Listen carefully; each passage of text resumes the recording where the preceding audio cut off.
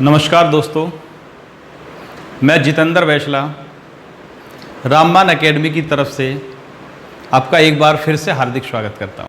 आज हम आपको ये बताएंगे कि कंपटीशन की तैयारी के दौरान आपको क्या पढ़ना चाहिए और कैसे पढ़ना चाहिए, क्योंकि बहुत सारे छात्र ऐसे होते हैं जो मेहनत बहुत ज़्यादा करते हैं लेकिन मेहनत के अकॉर्डिंग उनका रिजल्ट नहीं मिल पाता। आखिर क्या कमियां होती हैं कि मेहनत ज़्यादा है, रिजल्ट उसके माफिक नहीं है, तो उसमें आखिर क्या कमी रह गई है? इन चीज़ों पर आज थोड़ा सा हम प्रकाश डालेंगे। देखिए भाई, जब हम पढ़ाई करते हैं तो कई बार दिमाग में आता है कि हमें ज़्यादा से ज़्यादा पढ़ना है। इतना ज़्यादा पढ़ते हैं कि पढ़ाई लिखाई से अलग और कुछ याद भी नहीं होता, लेकिन फिर भी रिजल्ट अनुकूल नहीं आता, प्रतिकूल आता है। तो कुछ ना कुछ तो कमी रहती होगी ना फिर। तो भाई उन्हीं छोटी छोटी चीज़ों पर ध्यान देना हमें। पहली बात भाई, आपको कुछ पॉइंट हैं, आप चाहे तो नोट कर सकते हैं इन पॉइंट को, और आप इनको अमल में लाकर देखिए तो आपको पता चल जाएगा कि भाई हमारी गलतियां क्या हैं। और जब आप इनको पूरी तरह से अमली जामा पहनाएंगे तो गारंटी है कि आपका रिजल्ट भी सुधरेगा बहुत अच्छा। ठीक है, तो पहला पॉइंट क्या है कि देखिए, हमारे पास जो होता है कंपटीशन के दौरान, नॉर्मल एक कंपटीशन लेते हैं हम, ग्रुप सी और ग्रुप बी तक की बात कर दे तो ऐसी स्थिति में इन कंपटीशन में हमारे पास जीके, रीजनिंग और मैथ ये हो जाते हैं भाई।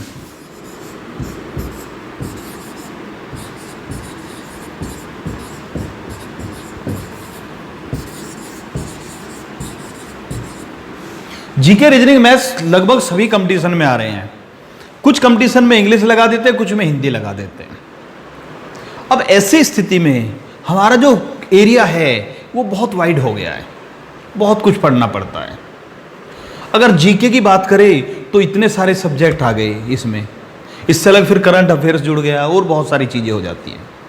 अनलिमिटेड एरिया है, इतना अनलिमिटेड हो गया है एरिया, इसको कवर करना एक निश्चित दिए गए टाइम में लगभग असंभव हो जाता है।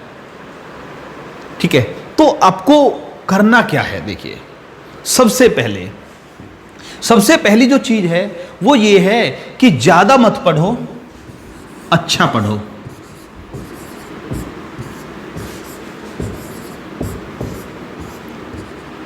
ज्यादा मत पढ़ो, अच्छा पढ़ो। पहली चीज तो ये है। क्यों? क्योंकि आप जो है सब कुछ नहीं पढ़ सकते भाई। बहुत से छात्र क्या गलती करते हैं कि खुद पढ़ाई शुरू करेंगे, किसी कोचिंग इंस्टीट्यूट को ज्वाइन करेंगे, अपने नोट्स बनाएंगे, उसके बाद अपने कोई दूसरे मिलने वाले के नोट्स ले लेंगे, कभी ने किसी सीनियर के जो भी हैं वो उनने 2-3 साल पहले तैयारी की थी उसके भी नोट्स ले लेंगे, फिर जो भी किताब आ रही है उसको पढ़ना शुरू करेंगे। ये आ गया इसको भी पढ़ दो, ये आ गया इसको भी पढ़ दीजिए। अब इतना सारा हो जाता है कि वो कहीं भी परफेक्ट नहीं हो पाता। ऐसी स्थिति में वो खुद कंफ्यूज हो जाता है, मैंने क्या पढ़ लिया है, क्या बच गया है और क्या पढ़ना बाकी रह गया है। सब कुछ गड़बड़ हो जाती है भाई। तो इसलिए पहली जो चीज आपको याद रखनी है, इसमें अच्छा पढ़ना है, थोड़ा सा आपको सेलेक्टिव होना पड़ेगा। You must be selective, you must be choosy. आपको चूजी होना पड़ेगा, सेलेक्टिव होना पड़ेगा। सब कुछ नहीं पढ़ सकते आप। अब इसका मतलब क्या है? इसका मतलब यह है कि आप जो पढ़ रहे हैं अच्छा पढ़िए। जैसे कि देखिए, कहना नहीं चाहिए लेकिन बहुत सारे भाई कहते हैं जी हम तो सिर्फ भैया कोचिंग सेंटर पर ही जाते हैं, 1-2 किताब पढ़ लेते हैं, थोड़ा बहुत पढ़ते हैं, ज़्यादा नहीं पढ़ते। लेकिन कुछ जगह कोचिंग इंस्टीट्यूट पर भी गड़बड़ हो रही है। कैसे होता है कि जो टीचर्स होते हैं, देखिए मैं किसी टीचर को गलत नहीं कह रहा हूँ, लेकिन कुछ हैं जो गड़बड़ भी करते हैं। कैसे करते हैं कि भाई वो आएंगे, अब जो स्टूडेंट्स है वो उनका टीचर पर विश्वास है तभी तो उसके पास पढ़ रहे हैं। लेकिन टीचर क्या करता है, क्लास में आता है, क्लास में आते ही किताब खोलता है और बोलता है भैया चलिए आज हम ये टॉपिक लिखवा रहे हैं, आज हम आपको भारत का संविधान लिखवा रहे हैं, आज हम आपको ह्यूमन बॉडी के बारे में लिखवा रहे हैं। किताब में से बोलना शुरू कर देते हैं, किताब को देखकर लिखवाना शुरू कर देते हैं। अब एक बात बताइए भाई, ये बताइए कि जब टीचर उस चीज़ को किताब से लिखवा रहा है, इसका मतलब वो टीचर के भी वो कॉन्सेप्ट क्लियर नहीं है, और जो टीचर को कॉन्सेप्ट क्लियर नहीं है वो उम्मीद कर रहा है कि ये स्टूडेंट्स को कॉन्सेप्ट क्लियर हो जाए। कैसे कॉन्सेप्ट क्लियर हो जाएगा भाई? थोड़ा सा सोच कर देखिए भाई। यानी कि टीचर को खुद नहीं पता कि इस इतने बड़े में से पूरा एक चैप्टर दे रखा किताब में, उस चैप्टर में से कितना मैटर स्टूडेंट्स को देना है। ये जिम्मेदारी टीचर की होती है भाई, क्योंकि स्टूडेंट्स को तो जो टीचर जो भी लिखवा देगा वो नोट करेगा और उसको लगेगा ये सब कुछ ठीक है, क्योंकि स्टूडेंट तो टीचर पर विश्वास कर रहा है। अब अगर स्टूडेंट को खुद पता होता तो वो खुद ही उसी किताब को लाएगा और खुद ही पढ़ लेगा, फिर कोचिंग इंस्टीट्यूट क्यों ज्वाइन करेगा? कोचिंग इंस्टीट्यूट ज्वाइन इसलिए किया जाता है कि भाई इतनी मोटी किताब है, इतनी मोटी किताब में से 10%, 20%, 30% सेलेक्टिव चीज़ों को टीचर पकड़ाएगा स्टूडेंट्स को। अब इसका मतलब ये नहीं है कि टीचर ने 100 के 100% लिखवा दिया, तो फिर तो वो जो बीच का गैप है उसका फायदा ही नहीं है, डायरेक्ट बच्चा पढ़ सकता है। समझ गए होगे? तो सेलेक्टिव होना है। ऐसा नहीं कि आपने कोई भी किताब उठाई उसमें जितना भी लिखा हुआ वो सारा का सारा इंपॉर्टेंट होगा। आपको सेलेक्टिव कैसे होना है? देखिए सर, देखिए गारंटी कुछ नहीं है कि क्या पूछा जाए किसी भी एग्जाम में, लेकिन देखिए कुछ चीजें होती हैं जो 90% चांस होता है जिसमें से पूछा जाने का। किसी किताब का 20% मैटर होता है जिसमें से चांस होता है 90% सवाल आएगा इसी में से, ठीक है। बाकी 80% ऐसा होता है, ये किताब की बात चल रही है, इधर हम बुक की बात कर रहे हैं और इधर हम बात कर रहे हैं चांस की। किसी किताब का 20% हिस्सा ऐसा होता है जिसमें 90% चांस होता है सवाल बनने का। 80% में से 10% चांस होता है, 10% चांस होता है कि इसमें से पूछा जाएगा। अब आपको पहले सोचिए क्या करना चाहिए। पहले आपको ये कवर करना चाहिए भाई 90%, क्योंकि आप छोटे एरिया में बहुत सारा कुछ कवर कर रहे हो। आपको ज़्यादा चांस ये है कि आप छोटा कम पढ़ेंगे, ज़्यादा अच्छा रिजल्ट मिल जाएगा। लेकिन बहुत सारे क्या करते हैं, बहुत सारे या तो खुद की गलती मान लीजिए या फिर दिखावा मान लीजिए, क्योंकि बहुत सारे स्टूडेंट्स के मन में एक और गलतफहमी होती है, वो दूसरे अपने साथी को नीचा दिखाने के चक्कर में लगे रहते हैं कि भाई तू नहीं जानता मैं जानता हूं, तू भी नहीं जानता मैं जानता हूं। ऐसी चीजें पकड़कर लाते हैं वो किताबों में से ढूंढ ढूंढ कर, जो दूसरे नहीं जानते और जो यूजलेस भी होती है, क्योंकि उन्हें दूसरे से ऊंचा दिखाना होता है भाई। तो उस चक्कर में भी वो इस पर फोकस करते रहते हैं। और ये जो 80% जिसके चांस कम है, ये आपके 20% जिसके चांस बहुत ज़्यादा, इसको भी खराब कर देता है। तो पहले आपको सेलेक्टिव होना पड़ेगा। मैं ये नहीं कह रहा आपको ये पढ़ना नहीं है, ध्यान से सुनना, छोटी सी बारीकी है। आपको पढ़ना है, क्या पढ़ना है, पहले इसको कवर कीजिए, छोटा एरिया कवर कीजिए जिसमें से चांस बहुत ज़्यादा है पूछे जाने के, चाहे वो जीके है, चाहे रीजनिंग है, चाहे मैथ है। पहले उसको कवर कीजिए। जब आपको इसमें फुल कॉन्फिडेंस आ जाए कि भैया इसमें से अगर इस एरिया में से कोई भी सवाल बनता है तो मेरा गलत नहीं होगा, उसके बाद आपको रैंडम बेस पर इसको पकड़ लेना है। रैंडम बेस पर मैं बोल रहा हूं स्पेशल, क्योंकि रैंडम बेस इसलिए कि आपने पहले इसको पढ़ा, फिर थोड़ा थोड़ा ऐसा इसमें से उठाया तो ये थोड़ा और क्लियर हो गया। अब आपको फुल कॉन्फिडेंस है, कोई दिक्कत नहीं है। अब आप इस पर कुछ दिन बाद, एक लेवल प्राप्त करने के बाद इस पर अच्छी तरह से फोकस कर पाएंगे। लेकिन बहुत सारे छात्र क्या करते हैं, तैयारी शुरू करी, इसके पीछे पड़ गई, टफ से टफ चीजों को पकड़ना शुरू करते हैं और वो जिंदगी को खुद की को टफ बना लेते हैं। ठीक है भाई, समझ में आ गया होगा। बहुत सारे कहते हैं कि भाई जीके रीजनिंग मैथ में ना कोई इंपॉर्टेंट होता, ना ही कुछ कम इंपॉर्टेंट होता है। भैया होता है, सब कुछ होता है।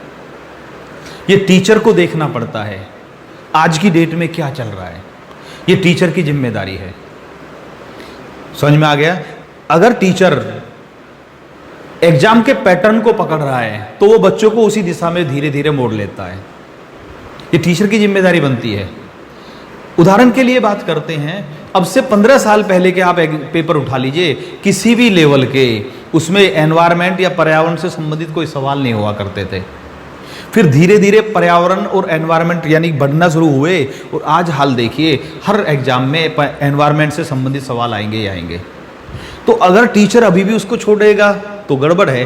टीचर को पकड़ना पड़ेगा कि अब ये किधर की तरफ को एग्जाम मोड़ रहे हैं। ठीक है, अभी दूसरी बात, ये क्लियर हो गया। आपको क्या करना है, ज़्यादा नहीं पढ़ना, अच्छा पढ़ना है, पहली चीज़। दूसरा, इसी में एक और चीज़ देखिए, पढ़ते समय एक चीज़ ध्यान रखिए,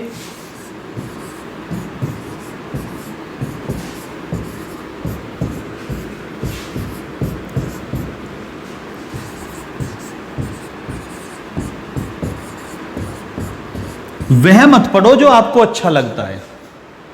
वह मत पढ़ो जो आपको अच्छा लगता है। क्या पढ़ना है, वह पढ़ो जो आपके लिए अच्छा हो। बहुत इंपॉर्टेंट है भाई ये। वह मत पढ़ो जो आपको अच्छा लगता है, वह पढ़ो जो आपके लिए अच्छा हो। इसका मतलब क्या है, इसका मतलब ये है कि देखिए बहुत सारे भाई ऐसे होते हैं जिनका एक पर्टिकुलर सब्जेक्ट होता है जो उनको इंटरेस्टेड लगता है। कुछ भाई ऐसे होते हैं जिनको मैथ अच्छा लगता है, कुछ को रीजनिंग करना अच्छा लगता है, कुछ को हिस्ट्री पढ़ना अच्छा लगता है, कुछ को पॉलिटिकल पढ़ना अच्छा लगता है, कोई ऐसे जो केमिस्ट्री में बहुत इंटरेस्ट रखते हैं। सभी की अलग अलग होता है। अब जिसको जो अच्छा लग रहा है वो बार बार उसी को पढ़ना चाहता है। जिसका मैथ अच्छा है वो बार बार पढ़ाई के नाम हुआ, चलो भाई 2 घंटे मैथ कर लिया, 4 घंटे मैथ कर लिया। अब ऐसी स्थिति में भाई आप जो अच्छा लग रहा है आप उसी को पढ़े जा रहे हैं, लेकिन हर सब्जेक्ट की एक लिमिट होती है भाई। एक लिमिट के बाद जब आप उसमें अच्छे लेवल पर आ गए, उस लिमिट के बाद उसकी जो रिजल्ट है वो बहुत कम हो जाते हैं। आपको ये थोड़ी पढ़ना कि मुझे इकोनॉमिक्स अच्छा लग रहा तो मैं इकोनॉमिक्स ही पढ़े जाऊं। आपको सभी को पढ़ना है। आपके लिए जो अच्छा है, आपके लिए अच्छा क्या है, सभी का बैलेंस बनाना है। उदाहरण समझिए इसको, ये आपने नोट कर लेना भाई। उदाहरण समझते हैं भाई। एक व्यक्ति है जिसके अगर 50 नंबर की जीके पूछी जाए, उसके 35 नंबर आ रहे हैं 50 में से। मैथ की बात करें, अगर 50 नंबर का मैथ लें तो वो 47-48 नंबर ला रहा है मैथ में। और अगर रीजनिंग की बात करें, रीजनिंग का टेस्ट ले लें 50 नंबर का, तो उसको कितना आ रहा है, उसके भी 47-48 यहाँ पर आ रहे हैं। इसका मतलब क्या है, उसकी मैथ और रीजनिंग अच्छी है, उसकी जीके कमज़ोर है। इसका मतलब ये भी है कि उसको इनमें इंटरेस्ट आता है, उसको अच्छा लग रहा है, तभी तो नंबर अच्छे आ रहे हैं उसके। समझ में आ गया? उसको इसमें इंटरेस्ट आता है, इसमें इंटरेस्ट नहीं आता। लेकिन अब उसके लिए पढ़ना किस में अच्छा है, अभी वो इसमें कितनी भी मेहनत करे 50 से ज़्यादा तो नंबर नहीं ला सकता, लेकिन यहाँ पर गुंजाइश बहुत बची हुई है भाई। तो उसको मेहनत कहाँ पर ज़्यादा करनी, मैं ये नहीं कह रहा इनको छोड़ दीजिए, मैं ये कह रहा हूँ ये बैलेंस एक लेवल बन चुका है, इसमें अपनी छोटी छोटी बारीकियों को पकड़ना शुरू कीजिए। 50 में से 50 आएंगे, ये भी यहाँ भी 50 में 50 आएंगे, यहाँ भी 50 में से 50 आएंगे। बारीकियों को पकड़ना शुरू कीजिए, लेकिन इतना टाइम देने की जरूरत नहीं है, लॉन्ग टर्म में ही होगा ये सब।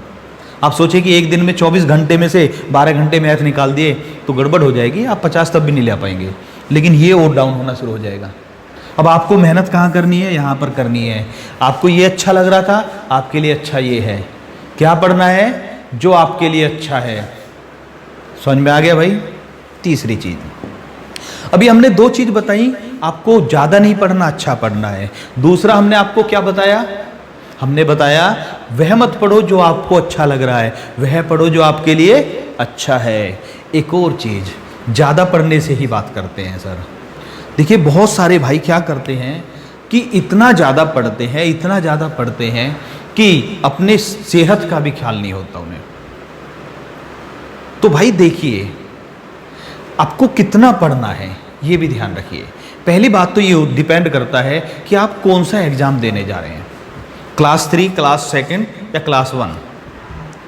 ठीक है, आपको कौन सी एग्जाम देना है पहले तो आपको उस पर फोकस करना है, उसके अकॉर्डिंग मेहनत करनी है। दूसरी बात, इतनी भी मेहनत नहीं करनी कि आपकी सेहत खराब हो जाए, क्योंकि अगर आपकी सेहत खराब है तो भैया रिजल्ट बेकार ही आना है। इसका मतलब ये है कि भाई देखिए, पढ़ने वाले स्टूडेंट के लिए याद रखना भाई, ये थोड़ा ध्यान रखना, 24 घंटे में से बहुत सारे अलग अलग टीचर बताते हैं, लेकिन आप इसको आजमा कर भी देख सकते हैं। ठीक है, एक तो ये ध्यान रखना कि पढ़ने वाले स्टूडेंट के लिए 24 घंटे में से 6 से 7 घंटे नींद होना आवश्यक है। 6 से 7 घंटे की नींद होना जरूरी है। कोशिश करना 7 घंटे, मिनिमम 6 घंटे, 7 से ज़्यादा मत सोना 24 घंटे में से। ठीक है, लेकिन 6 से अगर आप कम सो रहे हैं तो याद रखना आप इसमें अपना रिजल्ट अच्छा नहीं कर रहे, रिजल्ट बिगाड़ रहे हो आप, बेकार हो रहा है।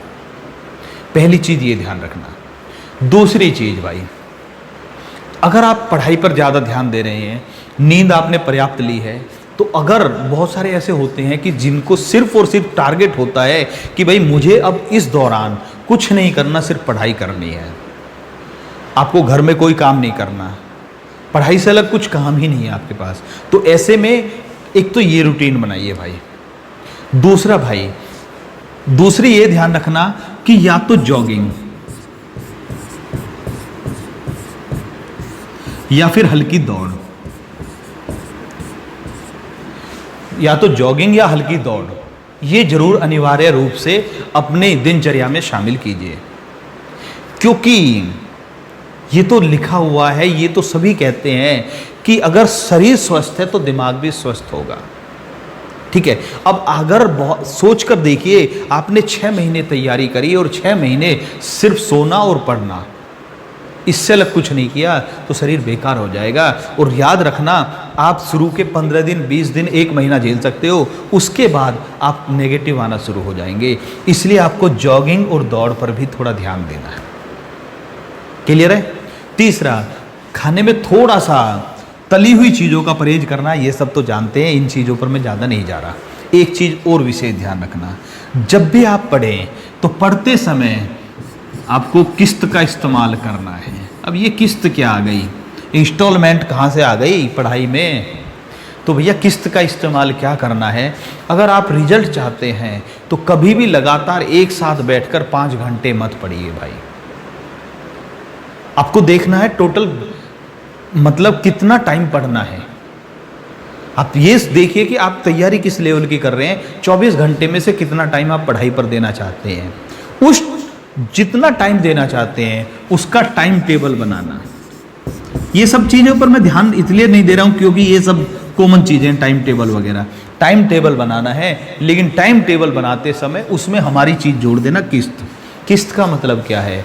बहुत सारे टाइम टेबल कैसे बनाते हैं उसको बताते हैं हम। बहुत सारे बनाते हैं टाइम टेबल, सुबह से दोपहर तक का बना दिया, शाम को कहते हैं जी रात को 9 से 2 तक, रात को 9 से सुबह 2 तक 5 घंटे पढ़ाई कर ली है। बहुत ही गलत है भाई, कभी भी 4-5 घंटे एक साथ तो नहीं पढ़ना भाई। पढ़ना कैसे है? किस्त में पढ़ना है, टुकड़ों में पढ़ना है।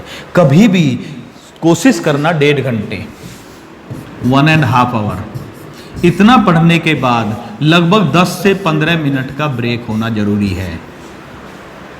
10 से 15 मिनट का ब्रेक जरूर लेना है।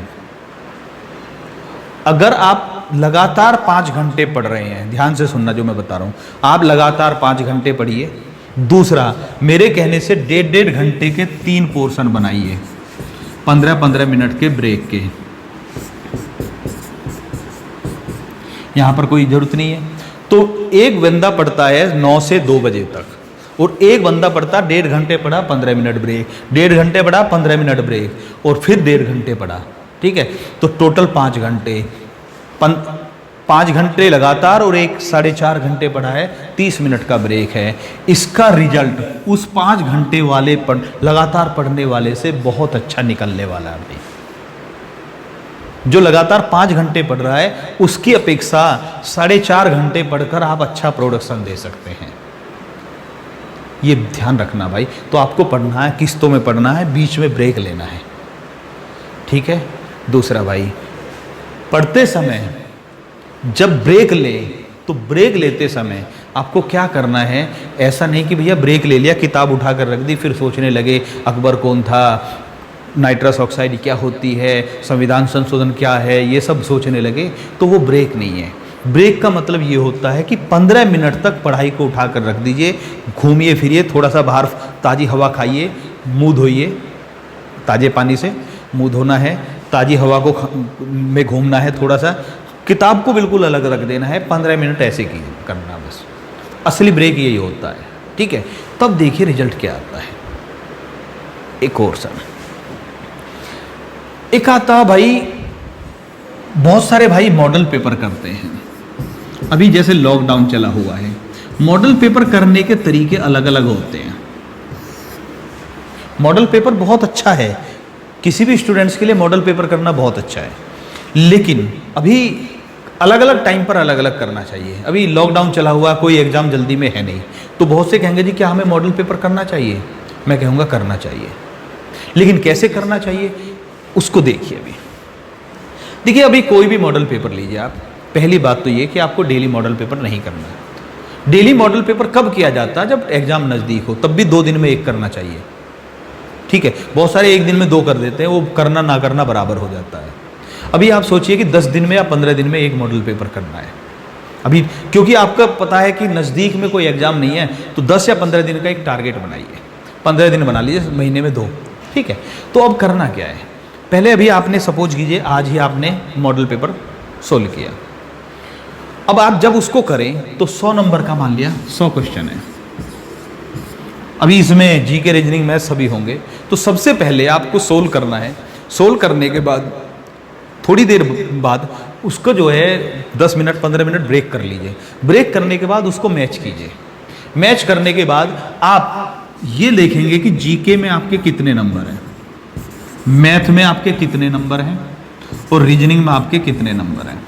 इंग्लिश ले रहे हो तो उसमें कितने, हिंदी ले रहे हो तो उसमें कितने, जिस भी सब्जेक्ट के आप ले रहे हो, तो उन सभी याद रखना। मॉडल पेपर 100 क्वेश्चन है, 200 है, जितना भी दे रहे हो उसमें, उसको करने के बाद जब आप मैच करें तो सब्जेक्ट वाइज लिखिए किस उसमें कितने में। एक बात और, इस चीज़ को आपने चेक कर लिया, इसके बाद ध्यान से सुनना, एक आपकी जो कोई एक डायरी हो उसमें डेट लिखिए। जैसे डेट लिख लिया कि भैया हमने 10 मई 2020 को हमने ये मॉडल पेपर किया और हमारे टोटल इतने, जीके में इतने, मैथ में इतने, रीजनिंग में इतने, ये कर लिया। ये काम आपका आज का ख़त्म हो गया। अब आपको दूसरी चीज़ करनी है, अब उसी मॉडल पेपर पर आना है। अब आप ये देखिए कि क्या कोई ऐसा सवाल गलत हुआ है जिसको आप अपनी तरफ से सही समझ रहे थे। अब आपको सही सवालों पर नहीं, गलत सवाल पर फोकस करना है कि कौन कौन से गलत हुए हैं। क्या कोई ऐसे भी गलत हुए हैं जिसको आप सही समझे बैठे थे अपना? देखिए कुछ सवाल ऐसे होते हैं जिनको हम जानते नहीं, लेकिन कुछ ऐसे होते हैं जिनको हम जानते हैं और वो गलत हो गया। तो हुआ तो क्यों हुआ है? क्योंकि मॉडल पेपर का मतलब होता हमारी कमी बताना, और कमी का मतलब हम इस पर कॉन्फिडेंस था हमें पूरा कि भाई हमारा ये ठीक है और वो गलत हुआ है, तो वो हमारी कमी है, उसको उजागर करना है। ठीक है, तो उसको भी नोट करना, क्योंकि अगर आपने उसको चेक नहीं किया तो अगली बार फिर वही कमी रहेगी। जब तक आप उसको चेक नहीं करेंगे वो कमी दूर नहीं हो सकती। ठीक है, अब क्या हो गया, आप आज आपका काम खत्म हो गया 10 मई। अब 15 दिन बाद 25 मई को आप फिर एग्जाम लेंगे, दूसरा क्वेश्चन, उसमें भी ये लिखेंगे। अब आपने 15 दिन में क्या पढ़ा है आपका डिपेंड करेगा यहाँ पर। आप उस दौरान आपको पता चलेगा कि 15 दिन में हमने इसमें थोड़ा बहुत इंप्रूवमेंट किया या नहीं किया।